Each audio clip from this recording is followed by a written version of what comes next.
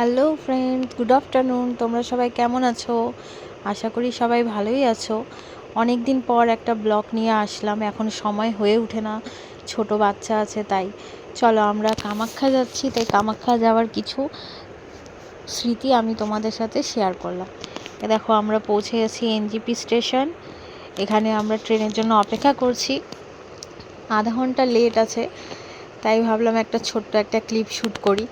তারপর দেখো নিচে এসে দেখো ছেলে তো মানে চুপচাপ দাঁড়িয়ে থাকার মানুষই না, ও কখন এদিকে যাবে ছোটাছুটি চলছে।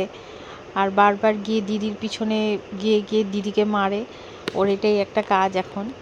তো অবশেষে দেখো ট্রেন আসছে, আমরা এই ট্রেনে উঠে পড়েছি। কিন্তু ওর একটাই সিট গোটা লাগবে, ও একটা সিটে গোটা বসবে।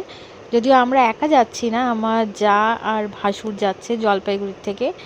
তো ফাইনালি দেখো ওরা চলে এসেছে জলপাইগুড়িতে, স্টেশনে উঠে গেছে ট্রেনে। এবার চলো আমরা দেখি। মাঝখানে একটু ছোট্ট মোট্ট খুনসুটি ছেলের সাথে মাম্মা বলে, আর বলি একটা কিসি করো তো বাবা, দেখো কিসি করে আমাকে। এগুলোই চলছে। তারপর আমরা দেখো ফাইনালি পৌঁছেছি আসাম গৌহাটি স্টেশন। রাত তখন 2টো বাজে। 2টোর দিকে নেমে এখন তারপর আমরা অটো ঠিক করলাম। তো আসাম স্টেশন থেকে কামাখ্যা পর্যন্ত অটো নিল হচ্ছে 350-400 টাকা এরকম ভাড়া নেয়। তারপর আমরা সকালে সেখানে স্নান ধান করে একটা রুম ঠিক করে স্নান ধান করে পুজোর জন্য বেরিয়ে পড়েছি। আর এত ভিড়! আমরা যদিও মায়ের গর্ভগৃহ দর্শন করতে পারিনি, মায়ের প্রতিরূপটা দর্শন করেছি। দেখতেই পারছো। তোমরা যদি কেউ যেতে চাও তাহলে অবশ্যই যেতে পারো, খুব সুন্দর জায়গা। মন একদম শান্তি প্রিয় একটা মন, খুব শান্তি হয়ে যায় পুজো করে। আর মায়ের কাছে যাওয়া মানে তো সব সন্তানদেরই মন ভালো হয়ে যাওয়া, তাই না? এই করে আমরা গেছি, পুজো দিলাম।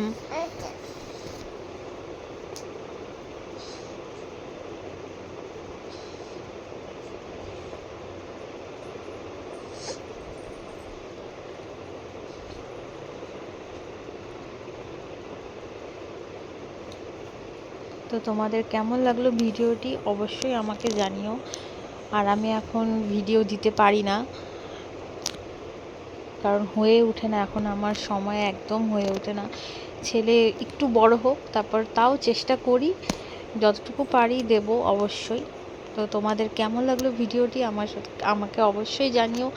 আর লাইক কমেন্ট শেয়ার অবশ্যই করে দিও, একটা সাবস্ক্রাইব অবশ্যই করে দিও। Thank you. তোমরা সবাই ভালো থেকো। টাটা। জয় মা কামাখ্যার জয়।